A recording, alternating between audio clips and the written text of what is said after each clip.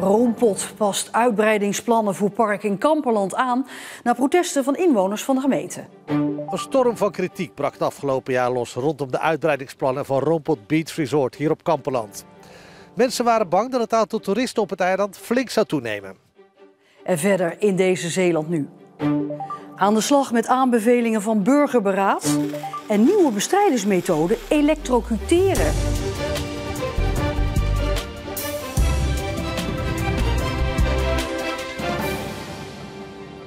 Goedenavond.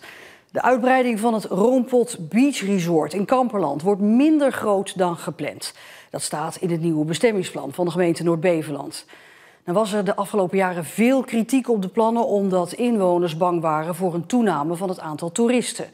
In de plannen is ook afgesproken dat het aantal bedden op het park dat gelijk blijft. We zijn heel blij dat we nu naar de raad kunnen met de juiste stukken en met een aangepast plan. Een grote wijziging is het aantal hectares. Het plan was dat er 29 hectare bij zouden komen. Dat worden er nu 21. Want het behoud van landbouwgrond vinden veel partijen belangrijk. Ja, dat was zeker en dat hebben we ook serieus genomen. En samen met de Roompot zijn we daarom gekomen tot de aanpassing van dit plan. Een storm van kritiek brak het afgelopen jaar los rondom de uitbreidingsplannen van Roompot Beach Resort hier op Kamperland. Mensen waren bang dat het aantal toeristen op het eiland flink zou toenemen. Maar door in de plannen te spreken over bedden in plaats van eenheden is dat ondervangen. Het aantal bedden wat het nu op dit moment is, blijft het aantal bedden wat het straks is. Als vakantieparken gemoderniseerd worden, gaat dat vaak ten koste van de jaarplaatsen en de camping. Maar in dit geval is dat niet zo.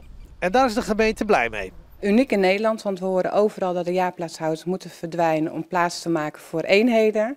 En hier hebben we het echt voor elkaar gekregen in samenspraak met de Roompot te zorgen dat alle jaarplaatsen hun plek kunnen krijgen. We praten er toch nog even over verder met verslaggever Remy Oppeneer. Remy, wel een uitbreiding, maar minder groot dan gedacht. Het lijkt iedereen blij, ook in de gemeenteraad? Nou, niet iedereen natuurlijk, maar we hebben vandaag een belronde gedaan. En als je dat inventariseert, dan lijkt het erop dat de meerderheid blij wordt van de plannen. Dus dat begin juli wel door de gemeenteraad gehaald zal worden. Maar nog even, dan hoorde je vandaag ook dat de gemeente zegt van, nou, het leek alsof het protest tegen die uitbreiding massaal was. Maar volgens de gemeente is dat helemaal niet zo. Hoe zit dat? Ja, ze hebben gekeken naar een van de protestacties, naar de petitie. Daar zijn ruim 5200 handtekeningen opgehaald door de groep Wij zijn Noord-Beveland. Die hebben ze geanalyseerd en de helft daarvan blijkt anoniem te zijn ingevuld. En je kon zoveel stemmen als je wilde. Dus ze zeggen vanuit de gemeente van hoeveel waarde we daaraan moeten hechten, dat weten we niet. Maar er waren protesten. Hè? We hebben de afgelopen jaren heel veel beelden gezien van inderdaad petities die werden aangeboden. En je zag ook beelden van al die mensen die naar het gemeentehuis kwamen.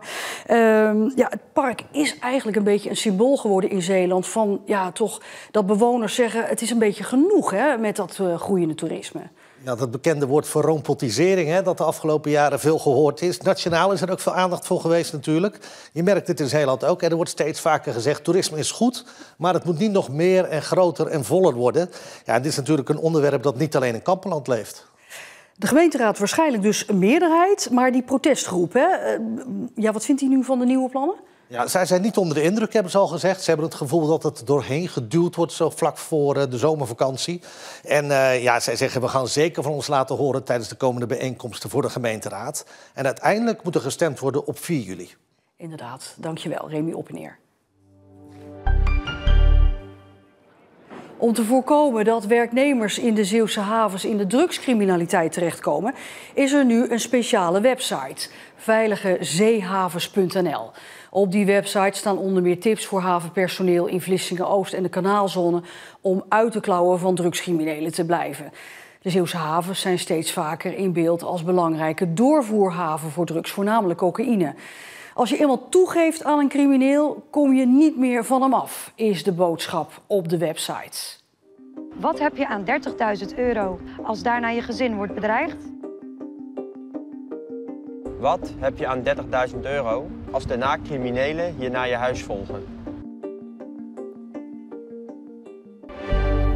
Op een schip in de haven van Vlissingen-Oost is vanochtend een persoon gewond geraakt. Omdat het duidelijk om een ongeluk op een schip ging, werd er ook een traumahelikopter ingezet. De brandweer moest het slachtoffer uiteindelijk van het schip halen, zodat deze geholpen kon worden door het ambulancepersoneel. Het Slachtoffer is daarna naar het ziekenhuis gebracht. En omdat het dus om een bedrijfsongeval gaat, onderzoekt de arbeidsinspectie wat er nou precies is gebeurd. In Westdorp is vanochtend een motorrijder gewond geraakt. Hij kwam op de Finlandweg in botsing met een vrachtwagen bij een spoorwegovergang. Het treinverkeer in het industriegebied werd na het ongeluk stilgelegd. En ook hier is het slachtoffer naar het ziekenhuis gebracht. Het is alweer een jaar geleden dat 300 Zeeuwen besloten hoe het verder moest met de zorg in Zeeland. Maar wat is er nou eigenlijk gedaan met de 85 aanbevelingen die dit burgerberaad toen deed? Een kijkje bij particuliere zorginstelling Rijkholt in Geersdijk, waar het zorgpersoneel nu geen ellenlange overdrachten meer hoeft uit te tikken. Terugkoppeling assistente-huisarts. Meneer mag doorgaan met het innemen van de zo nodig paracetamol in verband met de pijnklachten. Marianne Koman doet de overdracht naar haar collega's sinds kort mondeling via haar telefoon.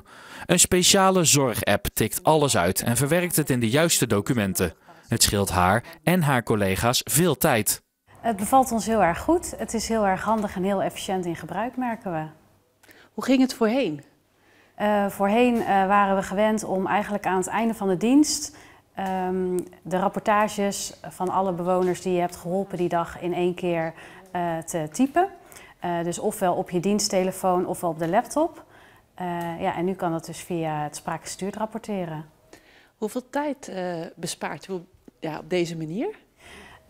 Het is lastig om het precies te zeggen, maar ik denk toch wel dat het per dienst zo'n 20 tot misschien wel 30 minuten kan verschillen. Dat is best behoorlijk. Ja, en dat is dus allemaal tijd die we nu weer aan onze bewoners die we direct aan onze bewoners kunnen geven.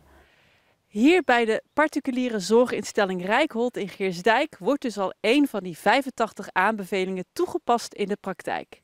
Minder administratieve druk voor zorgpersoneel. Maar heel veel van die andere aanbevelingen, die vergen toch wel wat meer energie en tijd. Dat zegt ook John van Veenhuizen. Hij is namens het burgerberaad betrokken bij de aanbevelingen over wonen en zorg.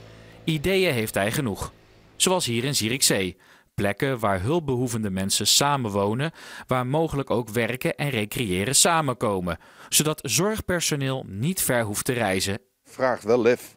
Dat vraagt lef van een ondernemer die er geld in wil steken of van een groepje mensen die dat durft. Het vraagt ook lef van de gemeente die zegt, nou we hebben echt wel heel veel regels verzonnen, maar laten we eens in een pilotvorm iets creatiever, soepeler omspringen met die regels. Laten we dan beginnen en laten we eens kijken wat dat opbrengt voor zowel wonen als zorg. En dan kom je volgens mij verder dan iedere keer maar weer wachten en je eigen verdrinken in de bureaucratie. John steekt bijna 10 uur per week in het werk voor het burgerberaad. Vrijwillig. Hij zit samen met onder meer de gemeente om de tafel om een andere kijk op wonen en zorg onder de aandacht te brengen. Dat is keihard nodig, want er dreigt een tekort van 7500 zorgmedewerkers binnen een paar jaar. Het vergt veel geduld en inzet van iedereen. Maar volgens John gaat het lukken. Nou, ik weet het wel zeker. We moeten wel. Want als je niks doet, dan komt dat probleem van die 7500 FTE op de zorg af. Wordt die daarmee onbetaalbaar, hebben we straks in Zeeland een heleboel mensen die wel zorgbehoevend zijn en geen zorg krijgen. En als we met z'n allen die handen in elkaar slaan, dan moet daar gewoon iets heel moois uit kunnen komen. Dus ik heb er wel een goed gevoel bij. Aanstaande zaterdag komt het burgerberaad weer bij elkaar in De Stenge in Heinkensand. Om alle 85 aanbevelingen over zorg te bekijken en te bespreken. En onkruid bestrijden voor bijna iedereen een ergernis. Want hoe doe je dat nou efficiënt? Met kokend water of met staalborstels of misschien met vergif? In Veren is vandaag een nieuwe methode gehanteerd, of liever gezegd gepresenteerd: elektrocuteren. Dit is hem dan, een high-tech grasmaaier die met behulp van hoogspanning dit soort onkruidplantjes ombrengt. Het resultaat wat dit oplevert is dan eigenlijk ongeëvenaard.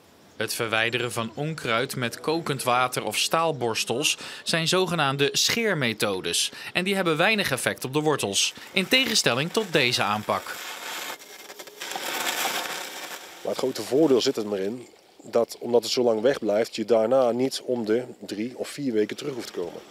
In opdracht van de provincie Zeeland is de machine deze week voor het eerst in Veren gebruikt. Is dit dan de toekomst? Ja, we hebben natuurlijk zelf de ervaring al met het elektrocuteren van bijvoorbeeld die Japanse duizenknoop, maar ook andere invasieve exoten. Dat is de berenklauw. Ook die, ja, klopt. Maar nu werkt het dus ook bij onkruid. De machine is heel flexibel. Hij zou in principe ook nog in de achtertuin gebruikt kunnen worden.